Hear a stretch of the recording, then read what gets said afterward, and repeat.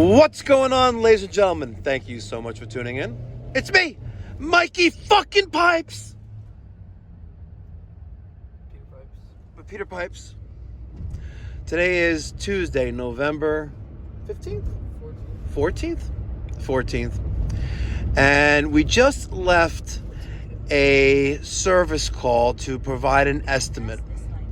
I was referred by a social worker at one of the public schools in Valley Stream.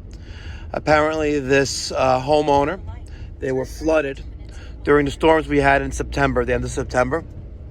Had about 4 feet of water in their basement, completely submerging the boiler, completely submerging the boiler, and as you can imagine, almost submerging the water heater. So I'm thinking we're going there for possibly a philanthropy nonprofit job. I have this nonprofit charitable organization where we provide free or low cost plumbing, heating, or cooling services to those in the community who can't afford to hire a professional. Yeah, I got the channel too. It's called Mikey Pipes Philanthropy. Check it out. Link up there, maybe down there. So, but as we wait for the homeowner to get home, and when the homeowner arrives home, we realize that this is probably not going to be a philanthropy job, because you really can't judge a book by its cover.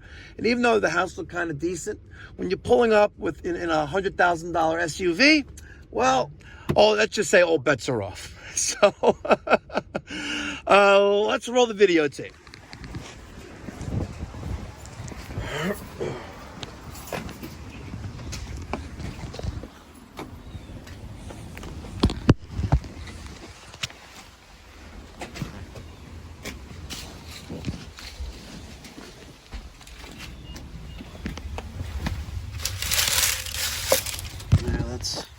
That's a gas valve for a boiler. We're about to see something pretty epic, Peter.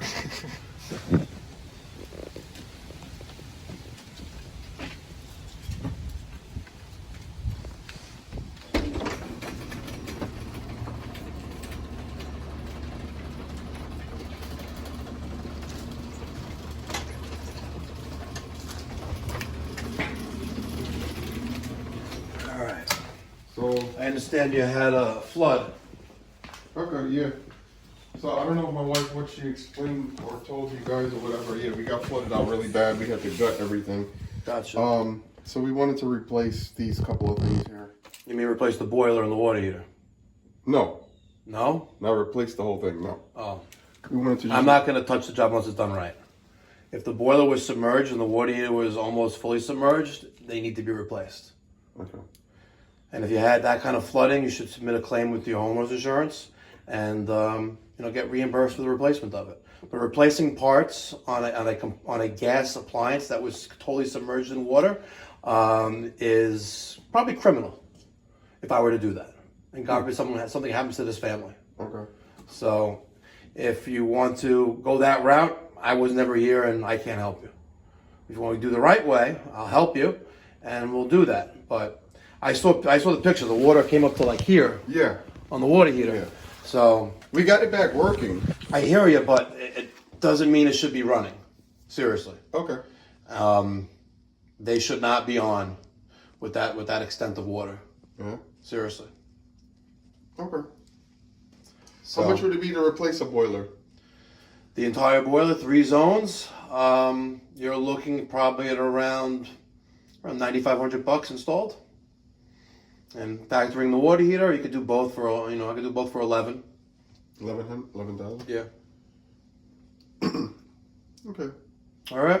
No problem. I'll let my wife get back in touch Okay. with you. No And problem. I know what they're thinking already. Mike, the brand new Ford Expedition is not $100,000.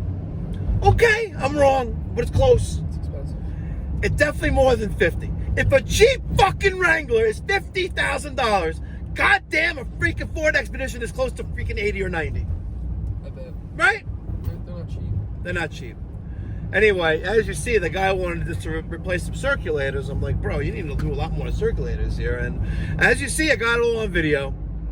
And I really, really, really hope that the homeowner's smart, hires the right public adjuster to defend their homeowner's policy to get them to pay out the claim, right? Because I'm sorry, you know, yeah, that's what homeowners insurance is for.